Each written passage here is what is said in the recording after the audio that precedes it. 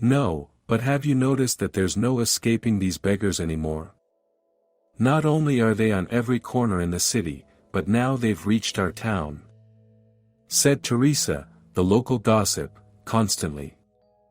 She pointed her finger at a young girl sitting by the store. "Why are you just sitting there? Go get a job." "Stop begging," Teresa began to shame her. "Leave her alone," Mrs. Alba snapped at the nosy woman, "maybe she's going through something. Everyone's circumstances are different. Are you so perfect yourself?" The elderly woman didn't like Teresa and never participated in her daily gossip sessions about everyone and everything. Sometimes, she even argued with her and stood up for those Teresa criticized and shamed. "Sorry, I'll leave now. I'm not begging for myself." The girl looked down embarrassed, then quickly got up and walked to the other end of the street, which led into the woods. Half an hour later, after Teresa left, the girl reappeared by the store. Mrs. Alba was just coming out with her groceries. The former teacher sighed but walked past her in silence. Mrs. Alba couldn't sleep. She tossed and turned until 3 in the morning. Though she was elderly, she led an active lifestyle. She practiced cold water therapy and Nordic walking. She had been a PE teacher at school before retiring, but she still took good care of her health. Mrs. Alba lived alone. First, her daughter passed away, then her husband. She had other relatives, but they were also elderly and didn't come over for tea. They only gathered for big holidays and anniversaries. Lying in bed, Mrs. Alba couldn't understand why she couldn't sleep. It was raining heavily outside, and maybe that was the reason. Then she remembered the girl by the store. That was the reason for her sleeplessness. "How could you walk past and not help someone in need?" she reproached herself. "You didn't even ask what happened to her. It's all that Teresa's fault, with her non-stop gossip." "All right, I'll go to the kitchen and make some herbal tea. Maybe that will help," the elderly woman thought as she got out of bed. She brewed some tea, walked to the window, and then cried out in shock. Steadying herself, she peered through the rain-streaked glass and saw the same young girl sitting on the bench right outside her window, soaked and shivering. Mrs. Alba dropped everything, grabbed an umbrella, and ran outside, thinking how fortunate it was that she found the girl, as her conscience wouldn't have let her rest otherwise. "Why are you sitting here in the rain? You're already shaking from the cold," the elderly woman shouted. "Get up quickly and follow me. You'll spend the night at my place, and we'll figure something out tomorrow," she said angrily.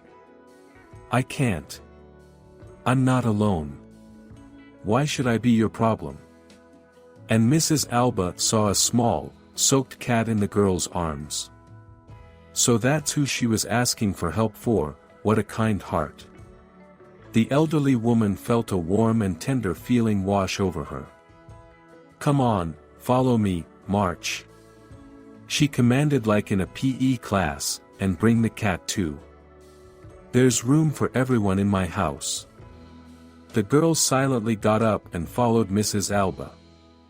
At home, the elderly woman took the cat, wrapped it in a dry towel, and sent the girl to the bathroom, giving her one of her robes. Then she fed them both well and sent them to bed. After her guests fell asleep, Mrs. Alba sat in the kitchen for a long time, wondering what could have happened that made the girl end up on the street at night with a cat in her arms. "All right, I'll ask tomorrow. It's time to go to bed, or the roosters will be crowing soon." In the morning, the elderly woman heated up the kettle, poured tea, and, seating her guest at the table, began to ask what had happened. "Well, tell me what happened to you. What's your name, and how did you end up on the street?" the old lady asked. The girl looked at the old woman and began her story. "I'm Catalina, and the cat's name is Ibby. It seems like nobody in this world needs us. Ibby is already an old cat, and she gets sick sometimes. Nobody but me will take care of her, and she's my main protector. I can't abandon her. We left home yesterday. For a long time, it was just me and my mom, but recently my stepfather got out of prison, and life became unbearable. We found Ibby on the street as a kitten when my stepfather was still in jail. After he came back, Ibby immediately disliked him, and he hated her too. He started kicking Ibby and demanding that we throw her out. As soon as he came back, he and my mom started drinking every day. Mom used to be able to hold herself together, rarely indulging, but once Virgilio returned, it got out of hand. And that's not even the worst part. After I turned 18, he started coming on to me, cornering me, waiting for me in the bathroom, and touching me. Thank God for Ibby, she always appeared at the right moment and attacked him. Yesterday, he came into my room and started saying out loud that he wanted me and described how. Mrs. Alba, I'm still a virgin. While he was close to me, I tried to fend him off. Ibby charged at him from the door and bit his leg so hard that he howled like a wounded moose. I managed to grab a metal candlestick from the table and hit him on the head. I quickly dressed and ran away. Maybe I killed him or fractured his skull, Catalina said, looking at the old woman in fear. No, there haven't been any murders in our town recently, otherwise, Teresa would have already spread the news. Did you tell your mom about your trouble? I did, but she doesn't believe me. She keeps saying Virgilio is a good man, just unlucky in life, and that she loves him, Catalina replied quietly. And they're always drinking.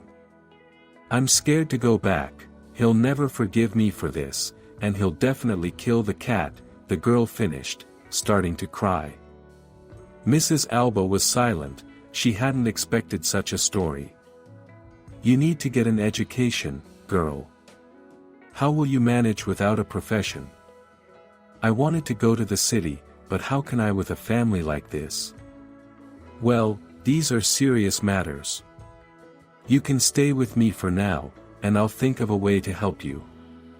I live alone, my daughter and husband are no longer with me, and it'll be less lonely with you two here.